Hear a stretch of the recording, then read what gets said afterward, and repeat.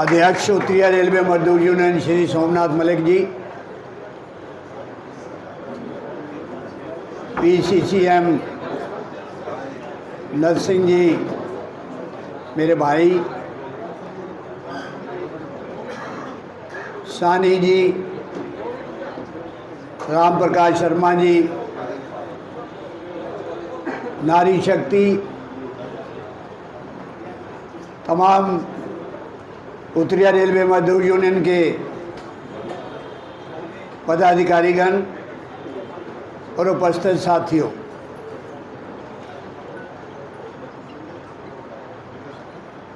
DK Chawla ने कुछ दिन मुझे पहले पूछा कि आप 20 तारीख को कहीं जा तो नहीं रहे। मैं कहा नहीं। अब तीनों डिवीज़नों ने मिलकर ये प्रोग्राम बनाया। हालांकि मैंने इनको कहा कि ठीक है, इस पे खर्चा हो रहा है कि हमारी NFIR की कन्वेंशन आ रही है, ये खर्चा हम उसमें करें तो ज़्यादा अच्छा। लेकिन इन्होंने अपना प्रोग्राम आज रखा। दोस्तों, जैसा कि राम प्रकाश जी ने भी कहा कि उत्तरी रेलवे मजदूर यूनियन, जिसको स्वर्गीय श्री PN शर्मा जी ने 44 ईयर खींचा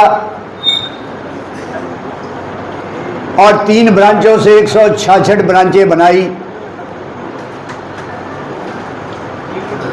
उनकी नेगोशिएशन मैंने देखी। पुराने कई अधिकारियों ने मुझे बताया कि PN शर्मा जी रस्सी का सांप बना देते थे, प्रूव कर देते थे। उनके अंदर नेगोशिएशन में, राइटिंग में इतनी अच्छी पावर थी। मुझे भी, मैं ट्रेड यूनियन में ना कभी इंटरेस्टेड था, ना मेरी कभी इच्छा थी कि मैं ट्रेड यूनियन में आऊं। 1977 में कमलापति त्रिपाठी जी, उनकी डॉटर इन लॉ MLA के लिए बनारस से खड़ी थी।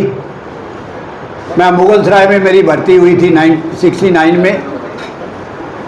PN शर्मा जी का ये तरीका होता था कि कांग्रेस पार्टी के लिए हर जगह वो जाके कन्वेंसिंग करते थे। मुगलसराय में गए, मेरा जो ब्रांच सेक्रेटरी जिसने मुझे यूनियन में आगे किया, ठाकुर कन्हैया सिंह, आज भी जिंदा है, वो मुझे पकड़ के ले गया, मुझे कुछ नहीं बताया। शर्मा जी के सामने ले गया कि इस लड़के को समझाओ और ये यूनियन में आगे यूनियन को बढ़ा सकता है, मुगलसराय ब्रांच को। मैंने कहा भाई, हमारा जो हॉबी है, ड्यूटी के बाद वॉलीबॉल खेलना, क्रिकेट खेलना, तो मैं तो इंटरेस्ट नहीं। लेकिन उन्होंने कहा नहीं, मेरी बात सुनो, आपको जब इन ब्रांचों ने सोचा तो आपको आना पड़ेगा। 1977 में मैं जब ज्वाइन किया, मेरा कोई इंटरेस्ट नहीं था। उसके बाद 78 में एजुकेशन क्लास इलाहाबाद में हमने अटेंड की, वर्कर एजुकेशन। उस समय मुझे समझ लगा कि ट्रेड यूनियन कोई बुरी चीज़ नहीं है। अगर आप अच्छे सोच से करेंगे, निस्वार्थ होकर करेंगे, किसी की मदद होगी, आप इधर उधर के समय जो बताते हो, फालतू सोसाइटी में जाने से आप बच सकते हैं। तब से मैं कोई 8-9 साल ट्रेजरर रहा हूँ ब्रांच का। सारे काम, एजेंडे मुझे ही बनाने पड़ते थे। जो हमारे ब्रांच सेक्रेटरी थे वो तो भूख हड़ताल का नोटिस दे के उस दिन नदारत हो जाते थे। तो वहाँ से सफ़र हुआ शुरू। लखनऊ मंडल के अंदर तकरीबन 69 से 81 जनवरी तक मैं मुगलसराय में रहा, क्योंकि मैं पंजाब को बिलोंग करता था, फगवाड़ा को। लुधियाना डीजल शेड बनी तो मैंने भी रिक्वेस्ट की। हमारे रिलेशन में मैकेनिकल में अधिकारी थे OS डोगरा जी, शायद नरसिंह जी उनको जानते हैं या नहीं। वो CME प्लानिंग रिटायर हुए, उन्होंने मेरी ट्रांसफ़र लुधियाना कराई और मुझे PN शर्मा जी कहने लगे नहीं तुम्हें स्पेयर नहीं कराऊंगा मैंने कहा था मैं वहाँ जाके यूनियनबाजी नहीं करूँगा। आते आते बात करते मैं कहा भाई सब घर जाते हैं, मुझे भी जाने दीजिए।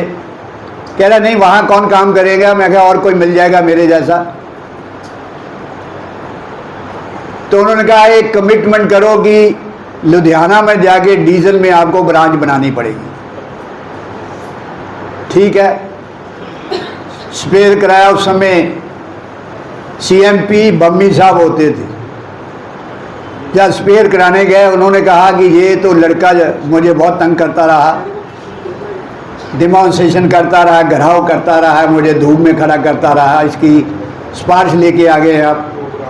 मैं कहा भाई मेरा लड़का है, कोई बात नहीं है, इसको धीरे धीरे हम समझा लेंगे, स्पेयर करो। तब जाके मैं पंजाब में गया। वहाँ एक ब्रांच होती थी, लुधियाने में 4 ब्रांचें और क्रिएट की।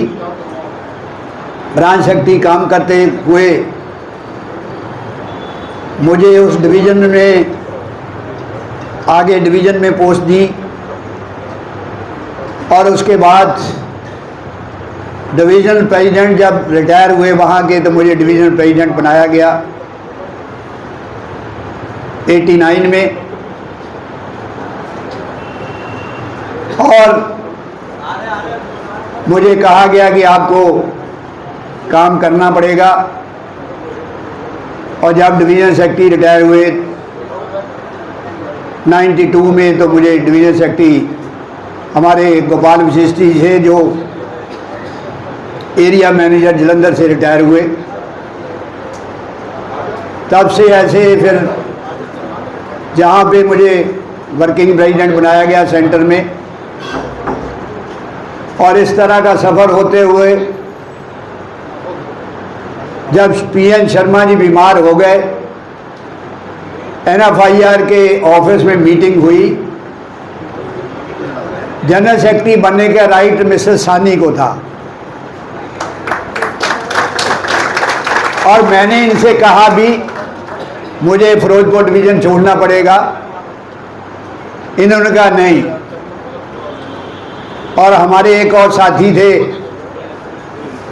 जब हम लोग बैठे CP सिंह जी, उन्होंने मुझे कहा मैं बन जाऊं तो क्या दिक्कत है। मैं कहा मुझे तो कोई दिक्कत नहीं, ना मैं बनना चाहता हूं। वो उठे, रेड्डी साहब हमारे इंटर के प्रेसिडेंट थे, उनके पास मिठाई का डब्बा ले गए। तो ये सारे रघवैया जी के पास गए कि BC ने ये गलत किया।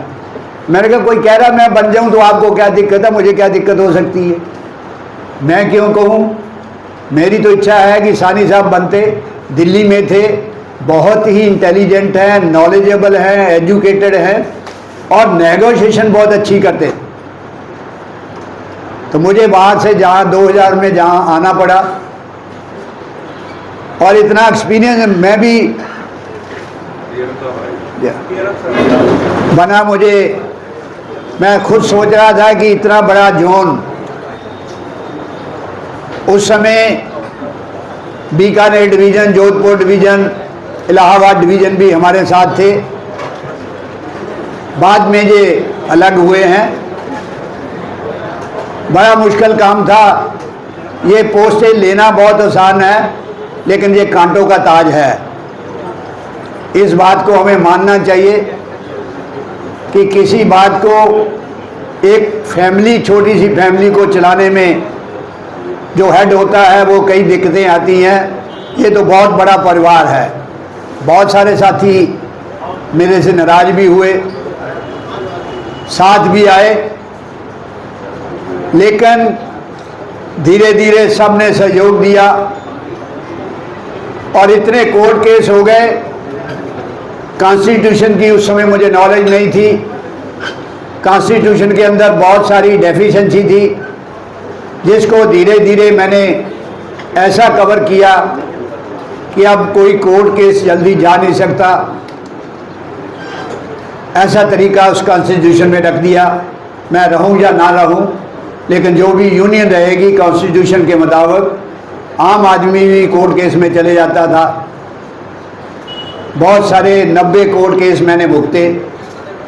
सुप्रीम कोर्ट ने जाके हमें दोबारा रिलीफ दिया, तब दोबारा जो है हम लोग सत्ता में आए।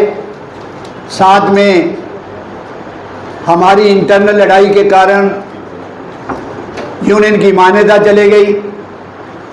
7 से लेके 12 तक जितनी हमारी ब्रांचें थी, उन्होंने बहुत सफ़र किया। सिंगल यूनियन होने के नाते सिर्फ यही टारगेट था कि यूआरएमयू के पुराने आदमियों को कैसे टारगेट करना है।